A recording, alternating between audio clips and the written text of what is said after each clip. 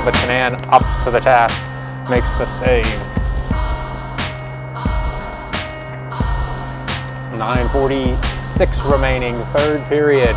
Clock continuing to run. I think green team is maybe making those changes a little bit slower right now, Steve. Oh, that's what it looks like. I think a lot of these guys are going to be real happy when the clock strikes 0 here, regardless of the outcome. They're going to pour their hearts out and work as hard as they can.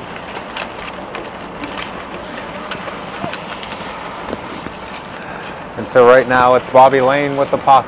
And then the save by Carew, and he makes a second one, actually. Kovac got a second shot in on there, very, very close. Carew makes the save.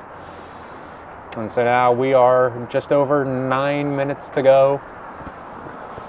9-8, here comes a change for White. Let's see who they bring out. Oh, they're bringing out the top line. It's going to be Romanelli, Salak, and Harrison. So White doing what they can to try to tie this game back up. And the puck taken over the left wing boards over to Harrison. Salak will get it. He'll pass it to one of the defensemen who's pitching up. That looks like Joe Meehan. And Canaan scrambles outside of his net to cover that puck. And then Harrison does a little bit of a, or actually that's Meehan, doing a little bit of a flop over him, making sure not to hit him. Although I personally wouldn't have blamed him if he did, because we all know Brandon deserves it. There's Lykar. Shot goes over the net, and it's taken for green by Rob Meyer. Battling along in the corner boards. And then, now along the right wing, Green's just going to chip it out, force White to reset, start to kill this clock. We are under 8 minutes, and look at this. It's Mike Kovac along the right wing again. He's got Mike Duddy with him, and Kovac scores! And Kovac with the State Farm goal, the insurance goal, and gives it a 10-8 lead. And he didn't even have to discount double checking.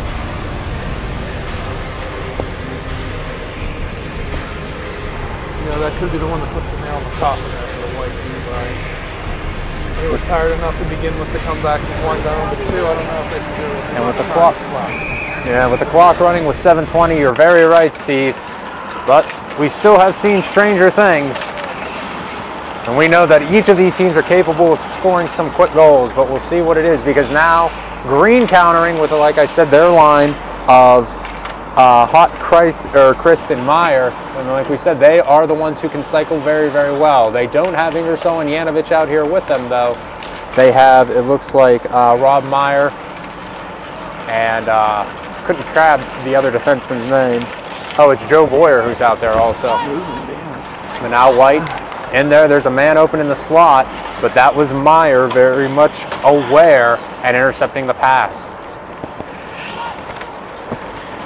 And now here comes the green team. Here's Dan Meyer again, and he falls down, can't hold on to the puck, and they can't keep it in the defensive zone either. White comes back out with 6:24 to go. There's the power move, but this goes off the stick.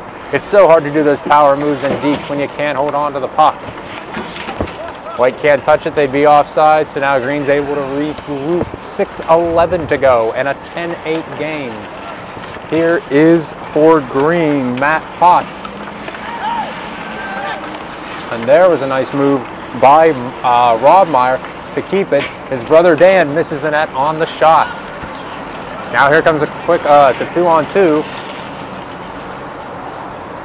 Cerruti, he's got some speed and he's trying to use it. Cerruti, the 06 graduate. He did some dancing down there, Brian, but he just couldn't put the puck behind him. Well, then he, you know, I'll give him the Mirror Ball trophy for the effort. We already won one in Pittsburgh with Hines Ward. We can get a second one. 5:24 to go. 10-8 Green team. You know, if the Green team could get the puck, they could play keep away, even though there's about 5 minutes to go. Spihar dumped it in, and there might be an opportunity here. Oh, but a nice block there by number 46 for Green, Jeff Christ, doing it all. That was a very nice block up at the point there, and it enabled them to get it. And we have a whistle. Are we going to have a penalty? I believe we are.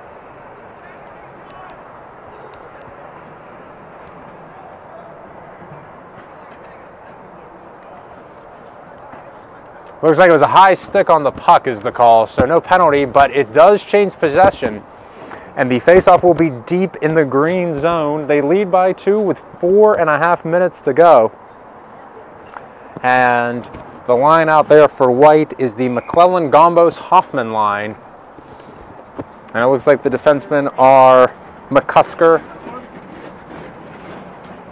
But Green does get it right back. They take the shot, and Carew makes the save. It's interesting for McCusker, too, because one thing we do know, we had one no-show today, Rob Curry scheduled to play, but we never saw him sign in. So the other interesting thing for White is they are playing with one less defenseman. You know, Brian, you can never tell with the way this game's gone. As close as it's been the whole time. Yes. So White has done an admirable job of playing without one of their defensemen that were slated to be there. As driving it in is Eric Yanovich. And you can see already White doing a little bit of cherry picking, as it was Gombos who's staying out of the zone even while Green tries to score against them. 3:26 to go. Final period, Green with a 2-goal lead. Starting to get to that point where you're going to have to consider, are they going to pull goaltender Pascal Carew to try to get the extra attacker? Yeah, right now they're not just playing against the Green team, Brian. They're also playing against the clock. Yes. Oh, it goes through. Let's see, we have another goal, and that's just so unfortunate. It looked like Carew had it covered, but it was knocked loose, came loose, and then Runco buried it. And that, I believe, will be the final nail in the coffin of the dreams and hopes of the White team. All of them shattered here today. You know, you got to give them credit because they fought it out until the third period. It was anybody's game. It was, and still, for it to be an 11-8 game, 2.5 minutes, and it was 8-7 coming in, so only 4 goals in this third period. Both teams really playing very well. Canan there with a nice save just to make sure that nothing cheap gets through. There still is 2:08 left. And so we shall see. We got Mike Duddy coming out there. We're starting to see some of those vintage Warrior jerseys. A lot of these guys like to go old school there, Brian. You know, I mean, back a classic. The classics never die. So Bobby Lane and Mike Kovac out there as well. And who's coming down? Oh, that was Jim Farrow, who was also trying to get it. These circa 1998, 1999 jerseys. 1:28 to go. As we have a quick stoppage in play. I think the net might have been dislodged.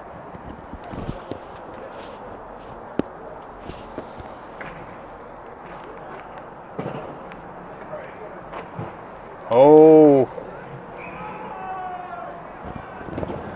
Wait, and we have a celebration for the assist on the goal. Rob Farrell. Definitely proud of his assist. And I believe it was Kovac, who I think also now has 4 goals.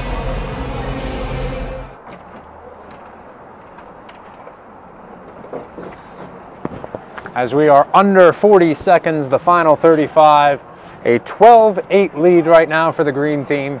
And we do want to thank everybody for coming out. It's been a wonderful game. Everybody here playing very, very hard and doing what they need to do. Carew is going to be pulled, so the net is empty for the final 20 seconds. White's going to do what they can. They've got an opportunity here. Cerruti blazing. And he passes it over. Can they sneak it past Canan? It's out there. And it gets deflected behind the net. We've got the final 5 seconds. And the whistle will sound game over. So your final score, Penn Trafford Green defeats Penn Trafford White 12-8. But all teams there playing very well, doing a very remarkable job. Any final thoughts, Steve? No, just again, hats off to all these guys for coming out and playing. It was nice for the first ever alumni game. A lot of guys out here are going to be really excited to go sit down and just talk and have a beer afterwards and reminisce and catch up on old times. I'm sure it will be. Fun times had by all after the game, and fun times certainly were had by all during the game. Well, anyway, I am Brian Kaminsky. I was joined by Steve Andre, who is also working the clock today and operating the scoreboard. He's pulling triple duty, and he still doesn't get paid. I'll try to work it in so that Brandon will, you know, whatever you got last year, Clark, add 20%.